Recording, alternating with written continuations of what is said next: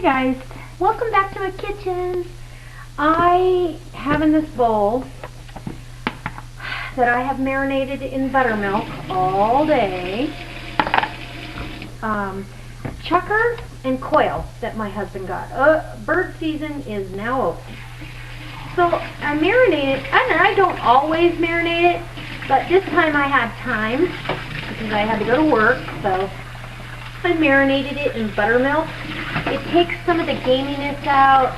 It also helps tenderize it. There's no fat in this meat.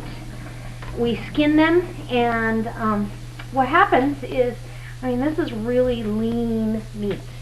The breast meat's lean. It just, there's nothing there, and so it will get tough if you're not careful. I usually will cook this in a sauce. So I've rinsed that buttermilk, the main portion of it, off. Doesn't have to be perfect. We clean these birds about 6 times, I think, before they actually hit a menu. And you can tell the difference between, I don't know, maybe you can't. Let me see. I'll show you.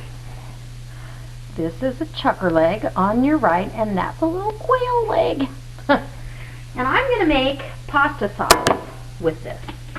I've got like this little quail breast.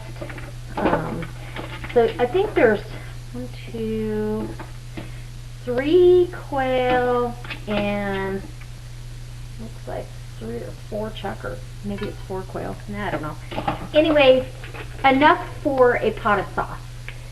And so what I'm going to do, I didn't bone it. Usually I do, and I wanted to get it marinated, and I thought I'll just cook it down in the sauce and scoop it out of my sauce and then bone it. So anyway, that's how I'm going to do this. I want all the flavor of the bone and everything in there.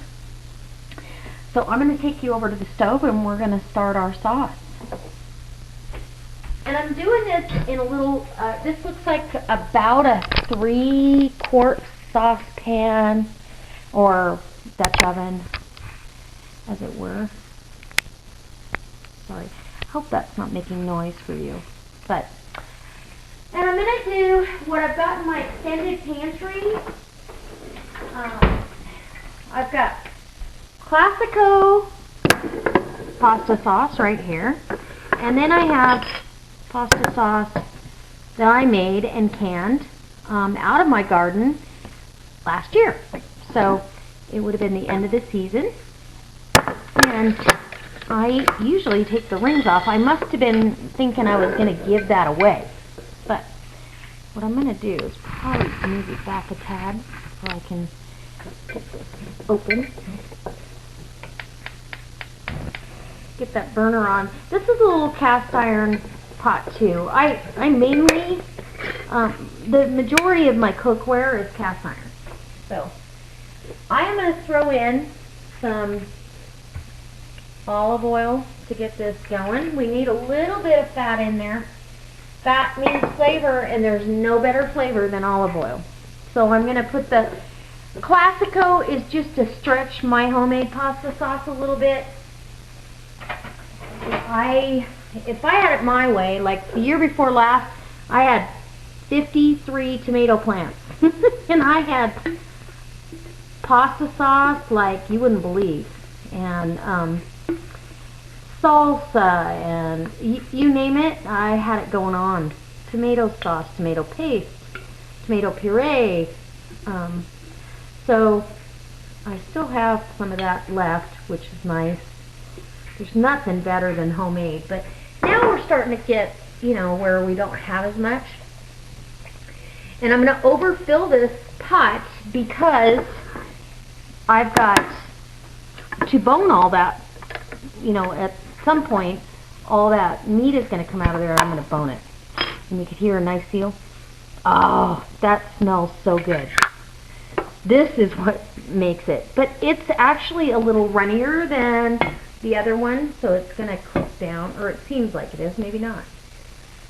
Anyways, it's just chocked full of garden vegetables and herbs, everything in this little pot, or that little jar, in a quart jar, came out of my garden.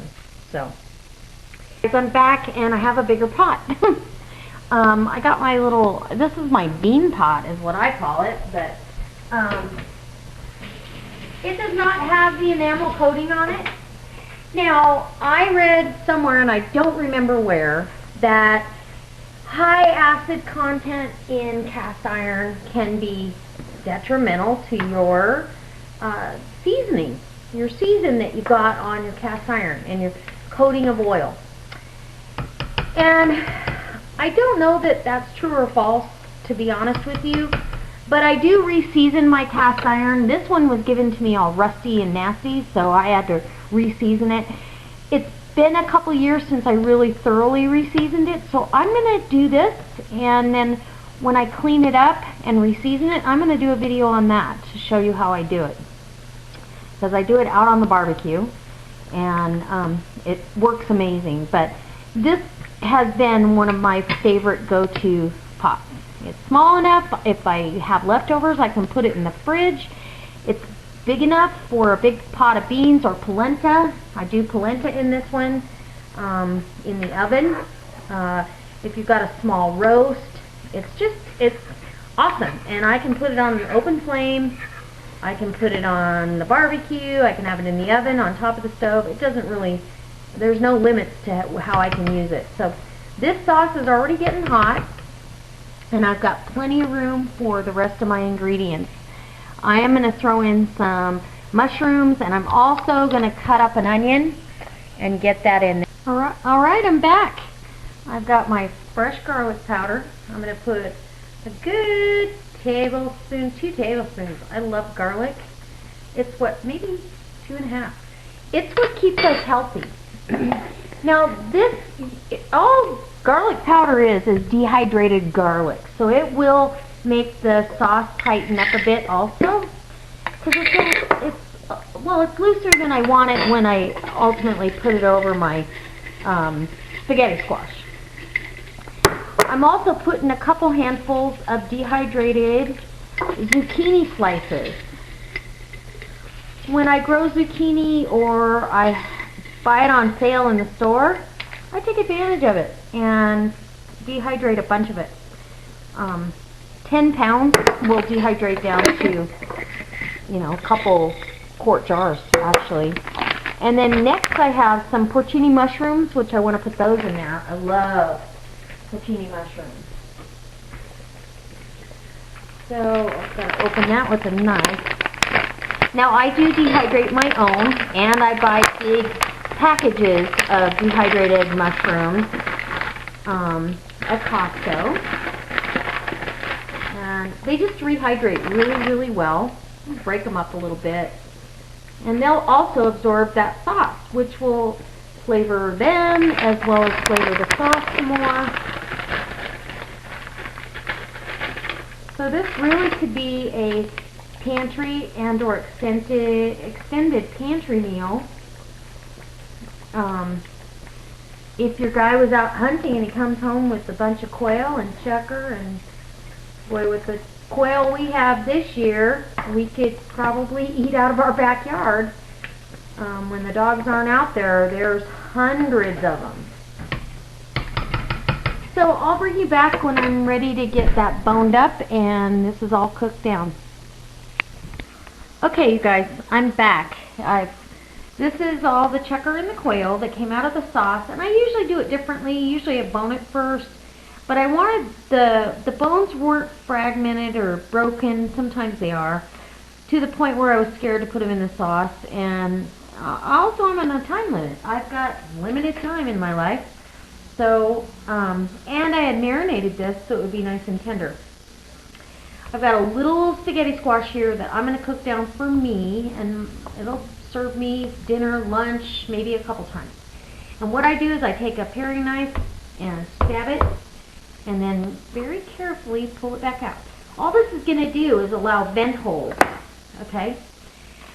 I used to saw open the winter squash and pull everything out, and unless I'm going to make butternut squash soup, or I'm going to do acorn squash, I generally don't. I've been known to cook pumpkin whole and seed it afterwards. It's just, sometimes it's easier to go this route. So I'm going to put this in the microwave, and it's going to cook it through. And while that's in there, I've got pasta on for my husband.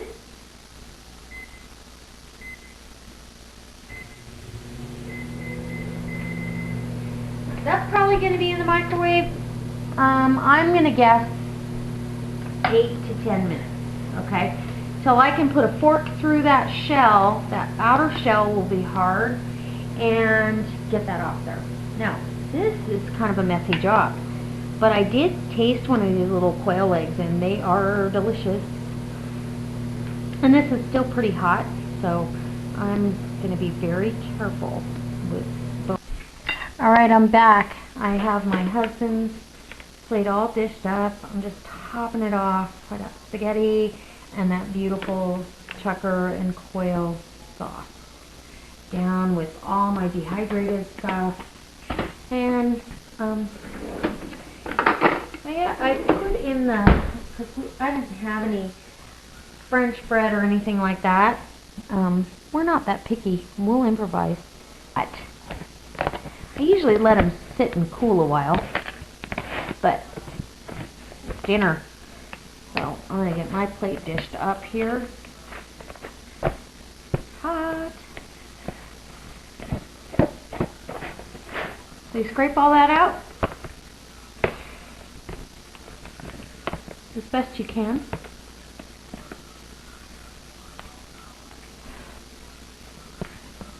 And that was in the microwave 8 minutes, so that was perfect for that size.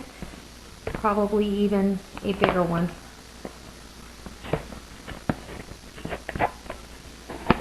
So you can see that shell is just kind of hard, and it just says fabulous.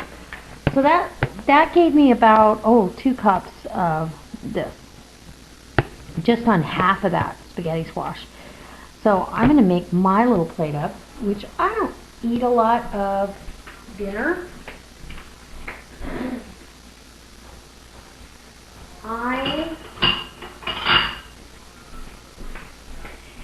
By this time of the day, it's kind of late for us, by this time of the day I'm just not as hungry. I've already had a big lunch, hopefully, so I will take this for lunch. So I'm going to dish up about 3/4 of a cup maybe of the spaghetti squash and put some of that sauce on it.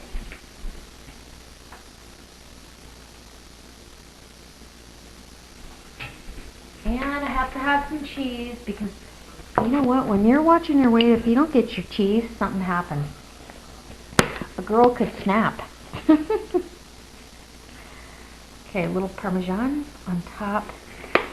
And you have this beautiful, feels like pasta, feels like this wonderful filling dinner, but it's just absolutely wonderful for you.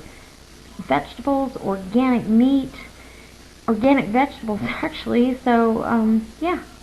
Anyway, I hope this inspires you to try something new. Make, step outside the box. I had to come back. I gotta tell you, that sauce is amazing. It is so good. The meat's really tender, and it's got a great Italian flavor to it, and the squash is sweet and delicious. So, just in case you were wondering, I usually taste stuff for